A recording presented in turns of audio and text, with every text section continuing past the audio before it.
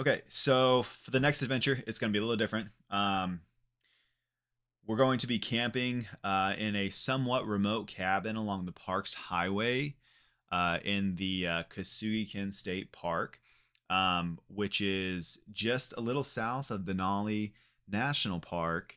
But we'll be camping in this cabin in December with our 2 year old. No, she's three now, with our 3 year old. Um, and just keeping the cabin warm, trying to get a view of Denali and checking out this cabin and kind of what it has to offer. So it's a somewhat remote cabin, but we've also selected this cabin because it's a little bit in between the kind of back country or off the grid camping, but also it's like family friendly enough. So there is electricity, not in the wintertime. There's electricity in the summertime if you select the right site. There are functional bathrooms. That's the other thing that kind of keeps it family friendly. But at the same time, it's also pretty remote. And if I had to give it a review among other campsites and campgrounds in the area, it honestly has some of the best views of Denali that my wife and I have seen the entire time we've been in Alaska. Um, right next to the campground is a trail called Curry Ridge, and if you hike that, you're probably gonna see Denali, the best view that I've seen of Denali ever. But the cabin we camp at too, which is called Takosha Cabin, has incredible views of Denali, and I'll get into that a little more as to why that cabin might have some of the best views of Denali that we've seen. So yeah, let's hope this is fun. I think it's going to be fun and super exciting. So different type of adventure, but still an adventure nonetheless. So as I mentioned, we'll be camping in Kasugikan State Park, which is 2.5 hours north of Anchorage, Alaska. So you can see here on the map the majority of North America, and then we'll zoom in over here to Alaska. From the state, you've got Highway Parks 3 that runs pretty much across the whole state from probably Seward, I could be wrong when I say that, to Anchorage, to Talkeetna, to Fairbanks, and then it becomes the Dalton Highway, in which it goes to Prudhoe Bay, the farthest point you can drive to in Alaska. So we'll be staying in Kasugikan, which is a little bit north of Talkeetna, but 2.5 hours north of Anchorage and 4 hours south of Fairbanks if you're coming from the Fairbanks area. The reason why that we're staying at Kasugikan is because it's if you like the backcountry style camping where you're kind of in the wilderness pretty well, but also you have a family or a toddler that you want to camp with, this is a good in between because you get some incredible views, probably the best views of Denali that you'll see here on the top left that we've seen in our time here in Alaska. So even, just you go to Kasugikan, as you're driving to Kasugikan, you'll see Denali a lot of times on the road. And then once you camp here, you can see it from a good chunk of all of those campsites. So not only that, but it's a really family friendly place. So the parking is pretty close to the campsites. The parking's pretty close to the cabins in the wintertime. So you don't have to really lug a lot of things miles to a cabin like generally you do in quite a bit of the backcountry campgrounds. But also there's bathrooms, and if you do want electricity amenities, you can have those, which honestly are pretty scarce to come by in Alaska. So okay, so we made it. We're not quite at the cabin. Looks like the cabin is maybe about 1/10 of a mile that way, but that was in the instructions, so not worried about it. Probably been smart to bring a sled though, a cargo sled, and I did not bring a cargo sled. So I'm gonna have the privilege of carrying everything 1/10 of a mile over, and then in the morning 1/10 of a mile back. But that's okay. So 1/10 of a mile is not bad, and I need the exercise. So yeah, sunny day, gorgeous, and we're about to start our walk over. Okay, so getting a closer look at the cabin. Here we are, Takosha Cabin. It's the third one in the line. There's another family of 3 over there staying tonight. Denali Cabin, Hunter Cabin, third in line, Takosha Cabin. It's really great. I think honestly the best thing is on a clear day. Here's a view of Denali, and oh my gosh, it's a really great view. I really don't think I've seen a better view. It's hard to see it on the camera. I don't know if I can zoom in, but this whole let's see, there's probably a way to zoom in, but I can't zoom in this way. But you know, we've got a nice little deck with a fire pit going, and tonight we'll sit out here, and maybe there's northern lights, maybe there's not, I don't really know. But man, that is just a crazy view. I'd stare at this for an hour if I could, but I've got to continue unloading. On the inside, hey, here's my daughter. Here's my wife. She's convinced she has frostbite. She could, I don't know. There's a spiral staircase that goes up to the 2nd level. Really large space that you can lay out a mattress, probably several beds if you needed to. Got the fire pit going. Nice little table, and then on the downstairs there's 2 bunk beds in addition to that. But yeah, pretty cool cabin. It's cold, but I mean, you know, hopefully it warms up. It's 0 degrees though. But we got a lot of firewood, so we're gonna just burn that throughout the night. All right, so we've settled in for the most part. Let's see, we got lights around the staircase. These were a great idea, just because they are easy to wrap around the staircase, and they emit quite a lot of light, and it's 4 p.m. by now, and it's already getting dark, so definitely something to think about. But we're getting cozy. We're powering these lights with our EcoFlow. So this EcoFlow should power these lights for 2.5 days, if not 3 days. So it's pretty much minimal energy to power them. But we've also got a lantern up there, and nightfall's starting to kind of settle in. So I think it's going to really help to have these Christmas lights, which were only like $4 at Walmart. So for dinner, what I'm gonna try to do is cook some chicken and orzo. So chicken and orzo is like really easy to make, one of the most convenient meals. Just like 4 cups of water, and then 1 pound of orzo, pasta orzo, and then you put this all in one pot here and let it cook for a couple hours, and in a couple hours you should have a meal. I've never done this over this camping stove in a Dutch oven. I usually do it in a Dutch oven at home, but haven't done it on a camping stove, so we'll see if that actually works out or not. But yeah, so other than that, things are going pretty well. It's cold, and their bathrooms are open right now, but we don't really want to walk. I think it's like, let's see, I don't know. It's about 0 degrees right now. There's another family over there staying in a place. Bathrooms are way over there.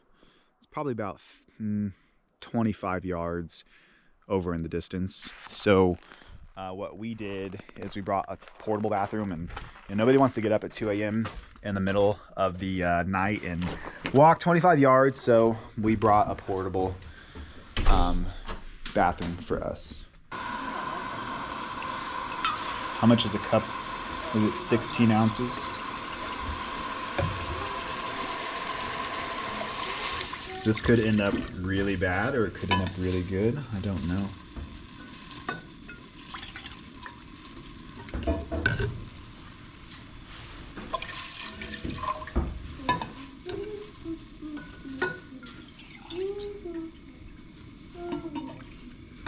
It's about 4 cups of water.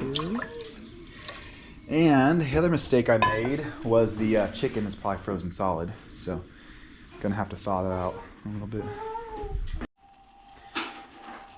All right, so this chicken orzo is working out really well. Kind of surprised, but it's turning out way better than I thought it would. The chicken's thawed, orzo's softening up, and it's looking great.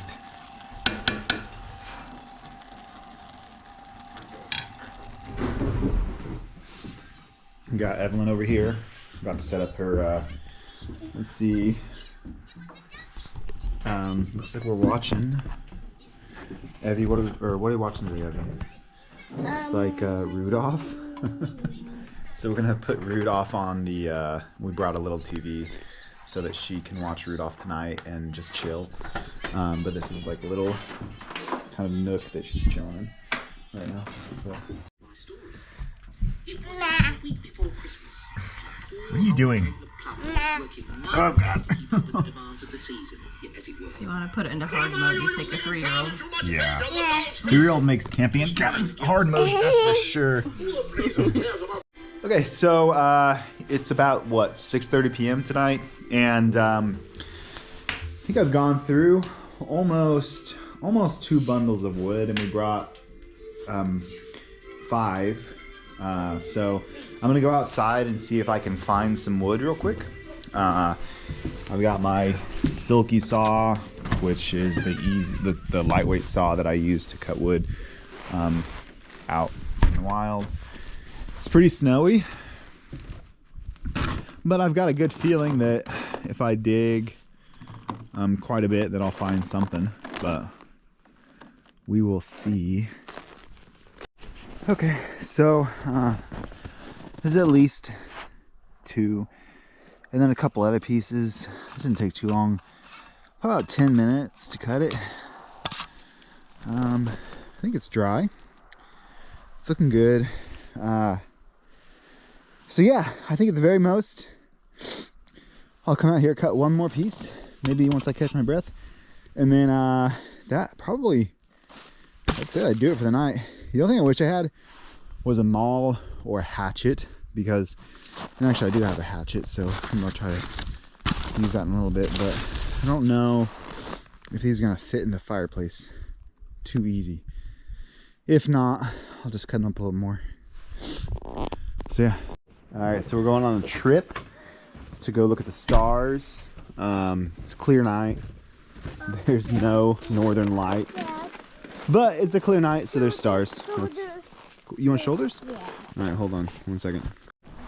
There's a nice flat open area up ahead, 10 yards from the cabin. So we'll go out here, turn off our lights, see if we can see something.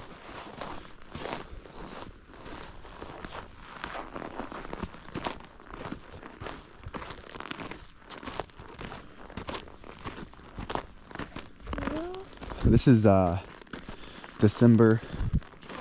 They groom these trails really well, so it's super easy to get out here. I was talking about the trails. Okay, let's turn off our lights, see if we can look at the stars. So I don't think you can see it, but it's a really good view of the stars. I don't think the GoPro captures it, unfortunately. But if it does, that's great. If it doesn't, then I'll just edit this video out. Milky Way and all sorts of constellations and whatnot can be seen back here. Great place to see the northern lights if there was northern lights out here, but you can't see that. So yeah, we're gonna call it a night. Just sitting by the fire for now, just kind of reeling it in, and yeah, it's been a success in my opinion. All right, so it's morning time. It's about what, 9:30? Yeah. Yeah, and we're sitting on the deck. Our toddler just woke up. I can see she's making her way down the stairs. She's staring at us. But we were enjoying a peaceful morning, just sitting out here with the propane fire tank and just kind of staring at the mountains. Yeah. The night went pretty good. We brought, let's see, it was like maybe -5 degrees, I think, here. if I had to guess, throughout the night.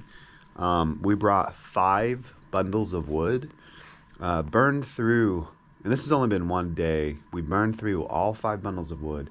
I also used the silky saw to cut 3 really large logs to burn throughout the night. So we burned through those, and then so really those logs are probably the equivalent of 3 additional bundles of wood. So that was 8 bundles of wood. And then I had to wake up this morning at 8 o'clock and go out and cut some more because we were running out of wood. And I may have to cut more too. Yeah, so it's a beautiful morning. I don't think it's viewable on the GoPro, but maybe I can edit the video later and make it viewable. I'll go inside real quick and talk about breakfast and everything else. Yeah, it's like 9:45. Evelyn, where are you at? Oh, you're up there. 9:45. Still kind of dark outside, so lights are critical. I think in December, camping at Coziest, really anywhere in Alaska if I had to guess. But I've got some onions. I'm gonna cook some egg and some sausage for breakfast. Got coffee going, and that had to have been probably the coziest cabin camping trip we've had yet. So really fun time, honestly. So for external warmth outside, we've got this propane fire pit that we're using. We just got this from Walmart for like, I don't know, what was it, 50 bucks? 120 bucks. So double that price. But these propane fire pits are nice. They just don't emit as much heat as like a firewood fire would. So we have a heat warden shield. You can see the logo right there. This is a steel heat shield that basically traps the heat on a lower level and just like, you know, kicks it out to you. And it works really well. Easy to transport as long as you've got like a little, you know, portfolio or a little canvas bag, and it's pretty light. But yeah, it's a great addition to any propane tank. And these are the Denali Mountains. I would say Coziest has the best views of Denali that we've seen so far, and we've lived here for 2 years now. And been up to Coziest, been to the Denali National Park, Coziest twice, Denali probably countless times, and every time we visit Coziest, it's like, you know, the best views of the Denali. It's just otherworldly, really. So yeah, if I can zoom in on the GoPro, I'll do that later, but if not, I'll try to do it on my phone and add it to the video. But yeah, there's the mountain. So I'm trying to cook breakfast, and one of the eggs in our egg carrier cracked. And it is 0 degrees outside, but the thing froze solid. I assume the rest of the eggs did not do that, but can eggs freeze solid without cracking? No, they've all cracked. Oh my god. All of my eggs are frozen solid. Okay, so we're packing up. It's the worst part of camping, but I originally did this without a cargo sled. Do not do it. Well, if you've got a lot of cargo, do not do it without a cargo sled. Of course, I'm camping with my wife and toddler, so there's got to be a lot of cargo because, you know, everyone has to be comfortable. So yeah, but I didn't bring a cargo sled, but our neighbors were kind enough to lend us their cargo sled on the packing up phase. So I dropped the last bit of wood I had over there at their place in exchange for that. Really nice of them. But yeah, this cabin is great. I think the one thing I didn't film about the cabin is my favorite part, which is the loft. I may have done that, I don't know.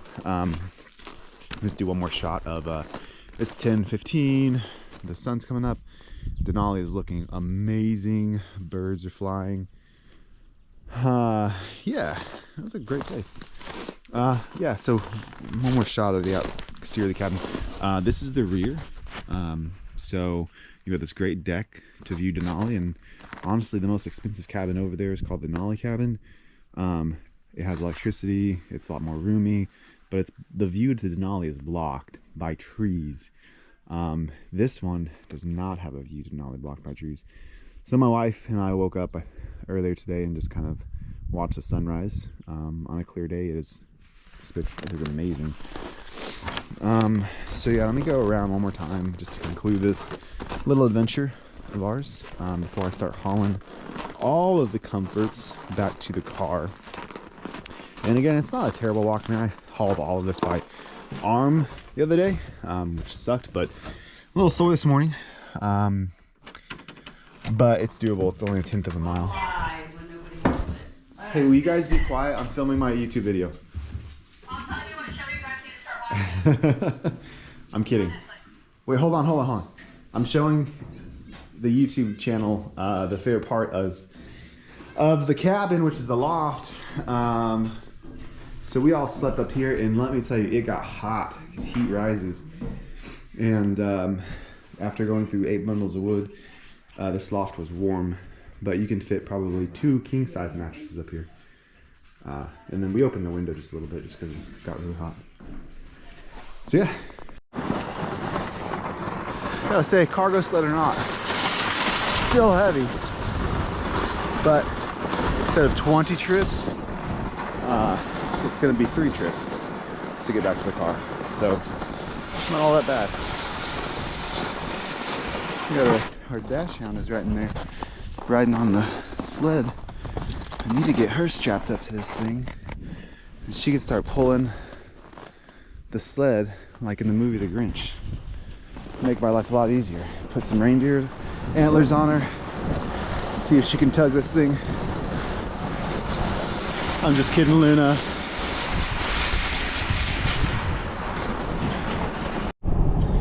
All right, well, that concludes that adventure. That was a fun time. Evie, did you have fun? No? Not fun? Oh, you did? Okay, that's good. So for my next video, I am going to be biking 12 miles across a frozen lake, which is going to be about 2 hours south of Anchorage, down on the peninsula of Alaska. It's called Crescent Lake, and the word around the street is that the lake is frozen right now, and you can bike 6 miles across it and then 6 miles back. So I'm looking forward to that. I'm going to be doing that tomorrow, but I should upload a video on that also. So yeah.